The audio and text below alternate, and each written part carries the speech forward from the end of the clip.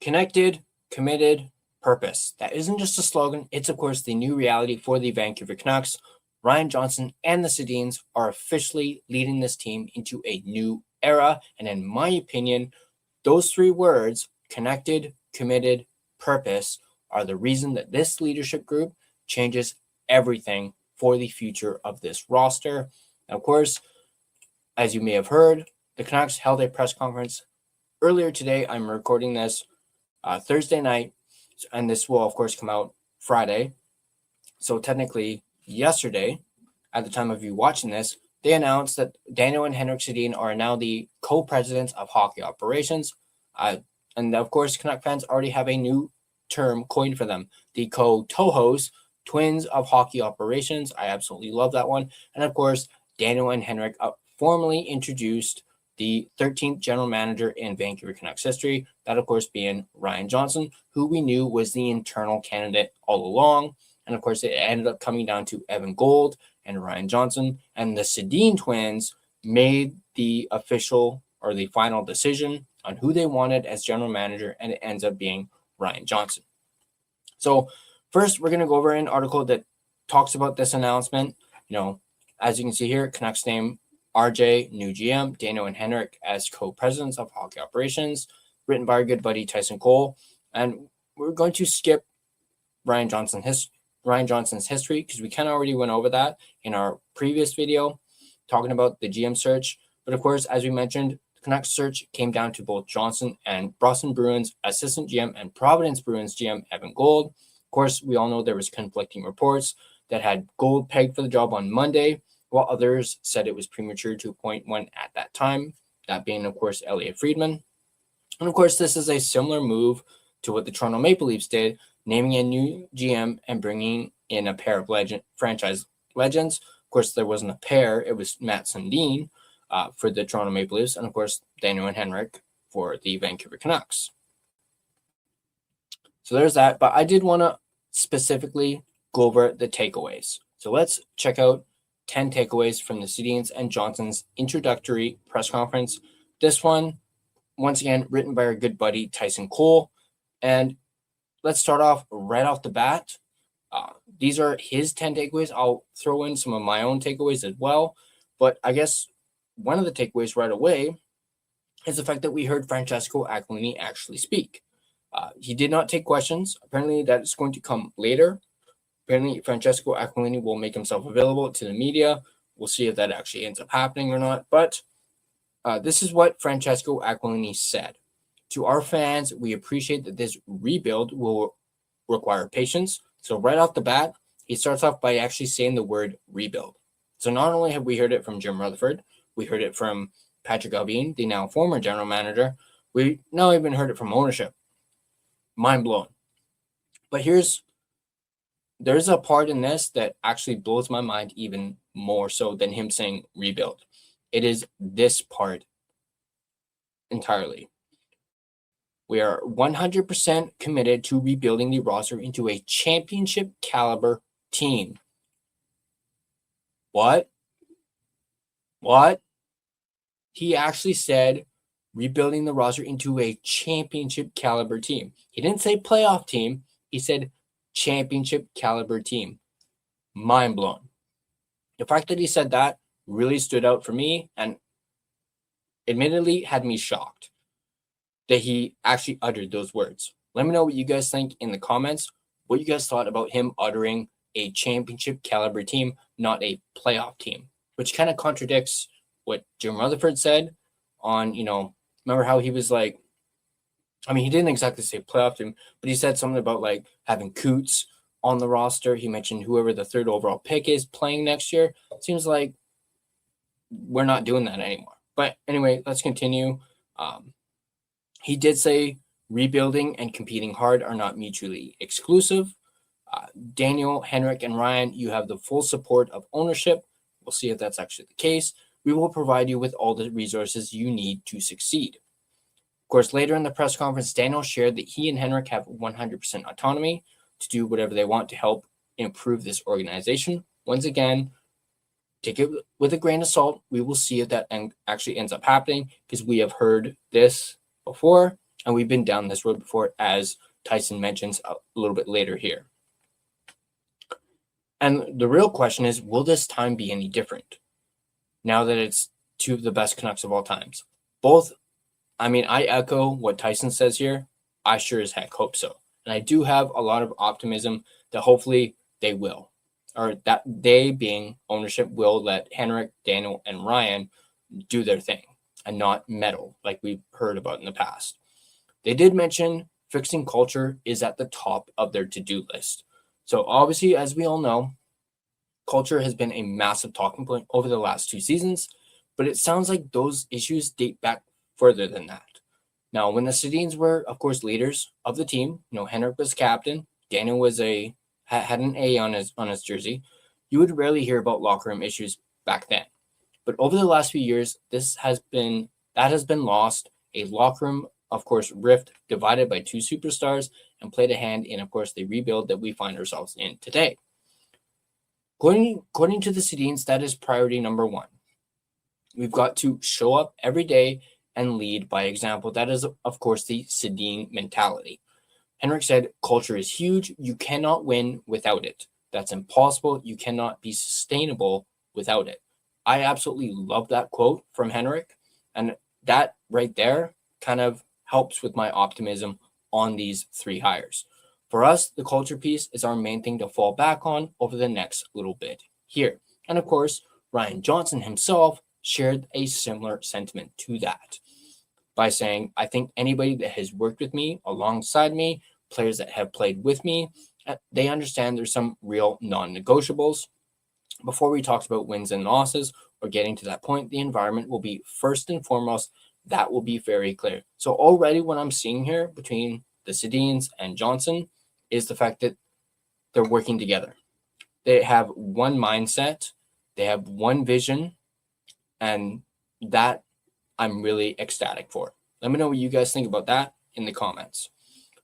The environment is something that I will establish now. He emphasizes on the word now, as I'm talking to players, not in September. So he's going to change the environment now, which is obviously great to hear. They'll be very aware that when they walk into this facility in September, they've got to make a decision of who they want to be as a player and who they want to be as a person and a teammate. And they'll know that. We will establish that very, very quickly. So that is, of course, music to my ears. Let me know if it echoes the same to you guys.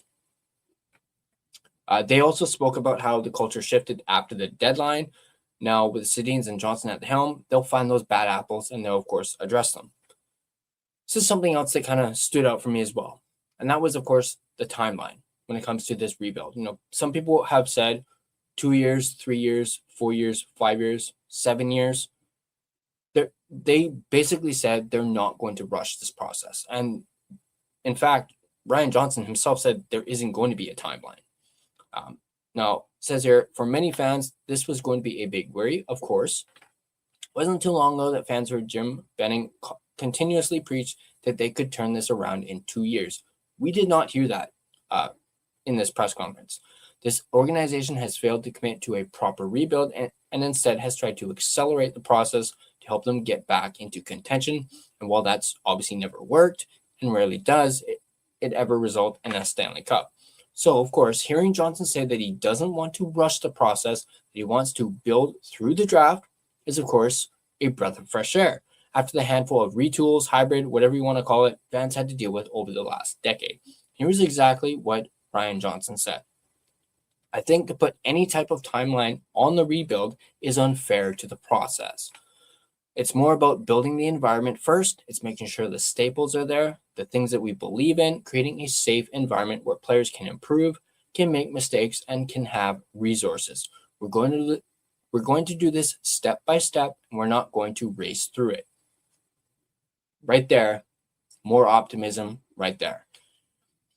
We're going to be strategic with everything we do. We're going to be aligned with everything we do. Again, I mentioned earlier, they both have the same vision, the 3 of them, so that we know as a group we're sticking to the vision that was talked about in May of 2026. Well, so as I mentioned, there is no timeline on this rebuild. They're going to take their time. They're going to do it their way. It is going to be a well thought out process. They're not going to rush it. And Henrik actually mentioned something that was quite fascinating. He, of course, mentioned that the fastest way to get to the stage is to actually go slow. Here's the exact quote. Do this as fast as possible. We have to be very careful and go slow. I think that's the fastest way to get to where we want to be. We've got the full support from ownership. They're putting in and giving us all the resources to do whatever we want and need to make this as fast as possible, but to not do it too fast. I absolutely love that quote from Henrik. And no, of course, a lot of fans are going to question that, whether or not we should believe Henrik and Daniel and Ryan Johnson, because we've heard this before. But what happens when they sniff a little bit of success and some of their high draft picks start to crack the lineup, as we mentioned with Braden Coots, whoever the third overall pick ends up being, and make an impact? Will they cave and try to fast forward the process? That's what a lot of Canuck fans are worried about. That Aqualini will see this and he'll pivot. He'll want to, do it now.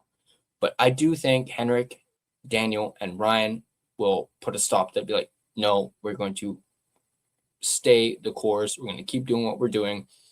But that's just the optimist in me. And that's how much faith I have in both Daniel and Henrik, as well as Ryan Johnson. That's where teams actually stunt their rebuild. However, with some of the other candidates reportedly saying they could turn this situation around quickly, it doesn't sound like Johnson was one of them after what he said today. Of course, we also found out what the chain of command will be. We speculated, on Monday and actually over the weekend that the Sedins were getting bigger roles. We just didn't know how big. And even Elliot Friedman himself said he may have understated just how big those roles were. And of course, now we know they are co-presidents of hockey operations. They go from player development to co-presidents of hockey operations. We were, of course, a little unsure about who would report to whom among them. And of course, there was that rumor that came out, I believe it was Tuesday, if I'm not mistaken, that they may be above Johnson. That was, of course, clarified in the press conference. It was reported Johnson will, of course, report to the Sedins, whom will report to ownership. But with how often all three of the new regime talked about being aligned in the decision-making process, it sounds like it will be a full committee, which includes ownership. Of course, the question about Adam Foote was, of course, brought up not once but twice. So this is what. Okay, Ryan, they don't actually have the quote here from Ryan Johnson, but he basically said, it would be unfair to judge Foote based on the circumstances he dealt with last season, which is fair to say, and he's not wrong there. The fact that he dealt with injuries, goaltenders, and you name it, fractured locker room, toxic locker room, he dealt with that. But he did say they will evaluate all departments in the coming days. So he may not have said, flat out said, Foote is gone, or they're going to bring in a new coach. He did say it was unfair to judge him based off of that, which is, like I said, it's fair to say. But he didn't also rule out bringing in a new coach either. And of course, we all know there's one leading candidate, and that is, of course, Manny Malhotra, because he has, of course, worked closely with Ryan Johnson and the Sedins. So it could be a four-headed dragon. By the time that the season starts, it could be Henrik and Daniel, Ryan Johnson, and Manny Malhotra. He could be the missing piece, but we will wait and see if that is actually the direction that they decide to go in. Now, of course, in this press conference, all three of them talked about Elias Pettersson. And of course, we knew that was going to come up, and we knew people were going to ask about Elias. So they did talk about him, both Henrik and Daniel, as well as Ryan Johnson. Daniel said this, with Elias, we've been through this as players. You're going to have some really good seasons. You're going to have some tough seasons. We found that after a long career, looking back, our best seasons we had, we were well prepared. That is everything you can control. It's how hard you work in the summer, mentally ready to get when training camp hits. I think that's the one message to him preparation. And Johnson kind of echoed that as well. He says his initial thought on Elias, I want to wipe away all expectations. Some Canuck fans might not like that part of the answer, and that's fair. He says, wipe away all the expectations that may exist in him. Just like the rest of our hockey club, not just our players, but our staff, we're asking them to come into September the most prepared they could be. For our players, it's going to be physically and mentally to make a decision. Now, of course, we'll have to wait and see what Pettersson we end up seeing in September. Will he come in ready to play? Will he have put forth the needed effort and training to spark a bounce back? We'll see. And it's a little too early to speculate on that. Or will we see him get off to a slow start for the third year in a row? If that's the case, I'm not sure how long his leash will be with the new management group. Of course, and I'm paraphrasing here, Ryan Johnson did say, basically, if you don't do, okay, I'm trying to paraphrase what he said, but he did say something about when they were, talking about him. Maybe we'll find it later on in this, and we'll get back to it. But there is, of course, hope in this roster. Canucks are, of course, in a slightly different situation than most rebuilding teams. Thanks to the Quinn Hughes trade, the Canucks already have a few promising pieces to start said rebuild. Do they have the true difference maker to push you over the top? No, they don't, not quite. But they aren't completely starting from scratch, at least not according to Johnson and Henrik Sedin. Shared that they saw something to be hopeful and excited about over the last quarter of the season. To be honest, I think the last 15 to 20 games, I was extremely excited when I left the rink after games because I saw something special happening with that group. And that was Daniel. So I think there's a lot of good people in that room that want to do well for this organization. They give us all hope.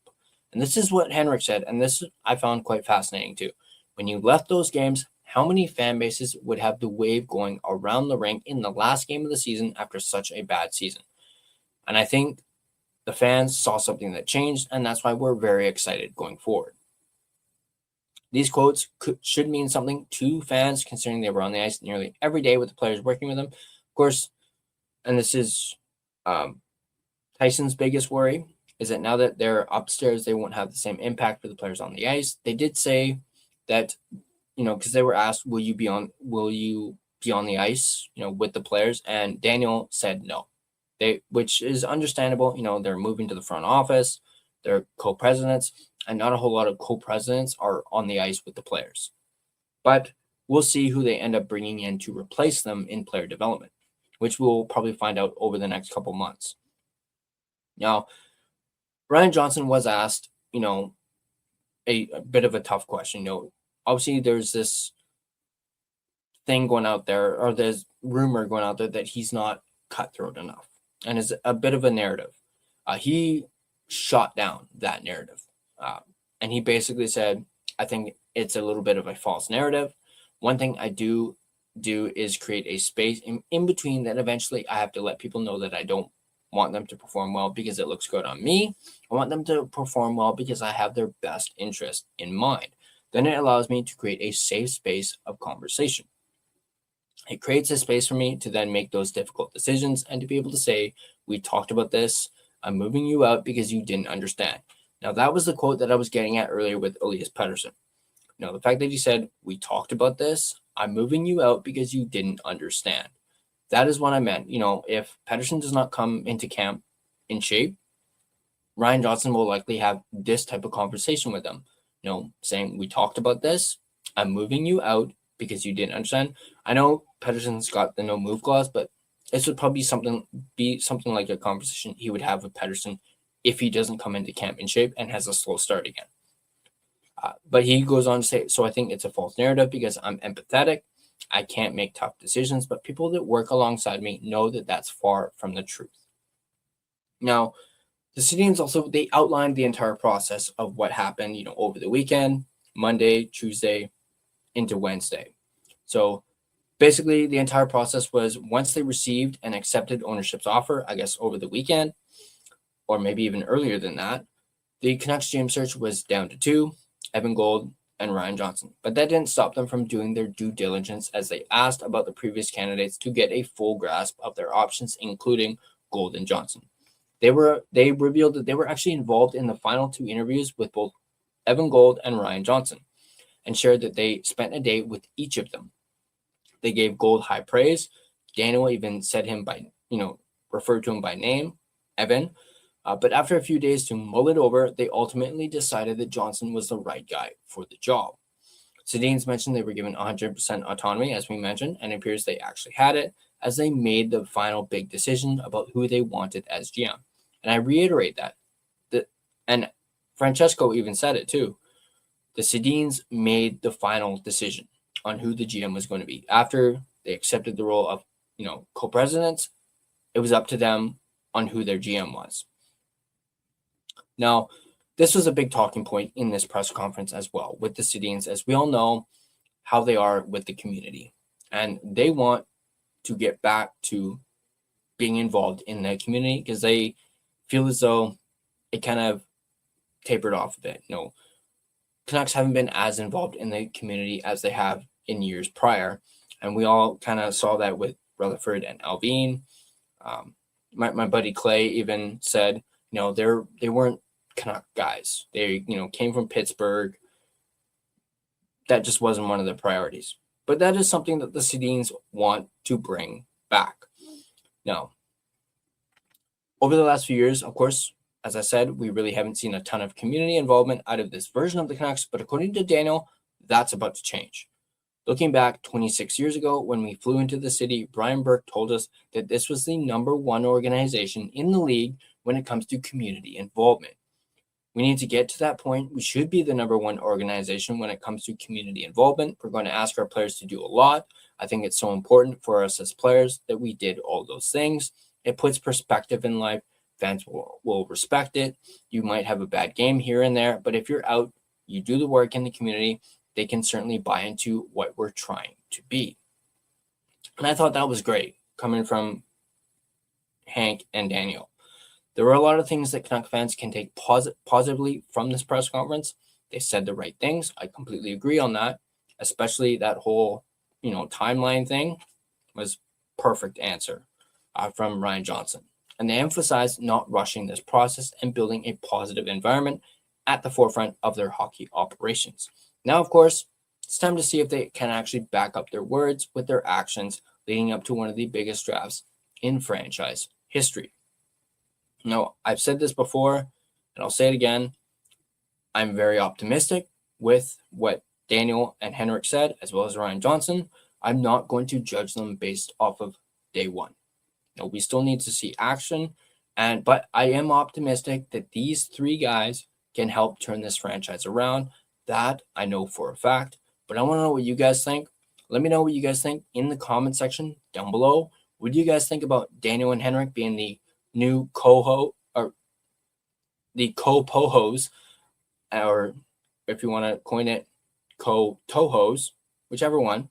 Let me know what you guys think about them being the new presidents. What do you guys think about Ryan Johnson being the new GM? Of course, this was the guy that a lot of Canucks fans for a really long time were calling for to be the next GM. That was even before we even knew who Evan Gold was. But I'm going to know what you guys think. Let me know in the comment section down below. And of course, I want to give a shout out and thank you to the sponsor of this video, none other than, of course, DraftKings Sportsbook, which is an official sports betting partner of the NHL. The Stanley Cup playoffs are here, and DraftKings Sportsbook, an official sports betting partner of the NHL, has a new customer offer. Bet player props, bet live from the opening faceoff to the final horn, where every moment matters. New DraftKings customers bet just $5 and you get $100 in bonus bets instantly.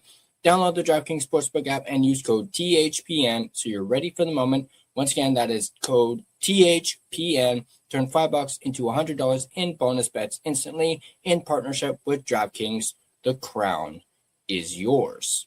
Gambling problem? Call 1-800-GAMBLER or 1-800-MY-RESET. New York, call 877-8-HOPE-NY or text HOPE-NY. Connecticut, call 888-789-7777 or visit ccpg.org. On behalf of Boot Hill Casino in Kansas, wager tax pass-through may apply in Illinois. 21 and over in most states. Void in Ontario. Restrictions apply. Bet must win to receive bonus bets which expire in 7 days. Minimum odds required. For additional terms and responsible gaming resources, see sportsbook.draftkings.com/promos. Limited time offer. Let me know what you guys think. What are some of your takeaways from this press conference? Let me know what they are in the comment section down below. Thank you guys for watching. If you guys enjoyed this video, on your way out, you can like the video and you can subscribe to the Line Change for more Canucks and draft-related content. You can also become a member to receive exclusive perks and members-only videos, including early access to videos such as this one. Once again, thank you guys for watching, and I'll catch you guys in the next video.